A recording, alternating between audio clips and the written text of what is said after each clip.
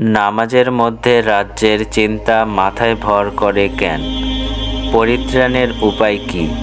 এই প্রশ্ন অনেকেরই।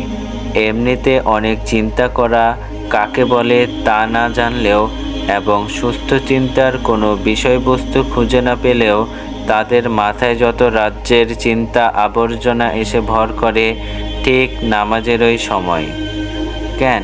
সহজ উত্তর, নামাজ হলো মুসলমানের মেরাজ, মহান আল্লাহর সাথে প্রত্যক্ষ সাক্ষাৎ।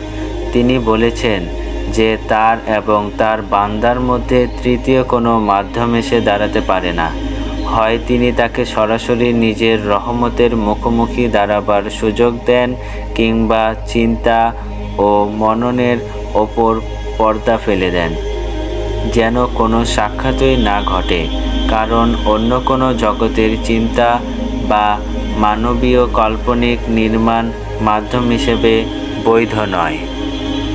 অনুপযুক্ত ব্যক্তির সাথে তিনি সাক্ষাৎ করবেন একমাত্র হাসরের মাঠে, পুনরুত্থান দিবসে।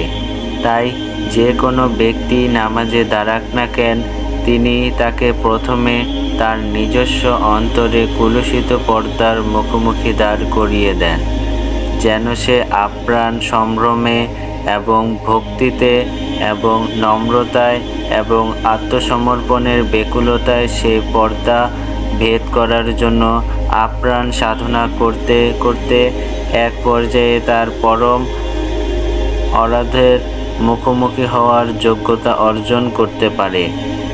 এ হলো তার বান্দাদের ওপর তার প্রথম অত্যাধিক পরীক্ষা, যাতে তিনি বান্দাদের নিজের অপরিচ্ছন্ন মনকে অবলম্বন করেই তার প্রথম চ্যালেঞ্জ প্রয়োগ করেন।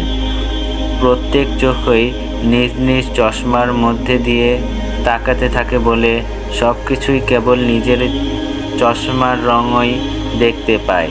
এই চশমাটাকে খুলতে হলে আগে জানতে হবে যে আমার চোখে একটি চশমা আছে। নামাজে দাঁড়িয়ে অপরিচ্ছন্ন মন তার চশমার মুখোমুখি হয়। এই মুখোমুখি হওয়ার প্রথম শুভ লক্ষণ, কারণ তাতে বুঝতে পারা যায় যে আমাকে চশমাটা সরানোর জন্য মহান আল্লাহর কৃপায় সাধনা করতে হবে, নইলে তার দেখা পাওয়া যাবে না।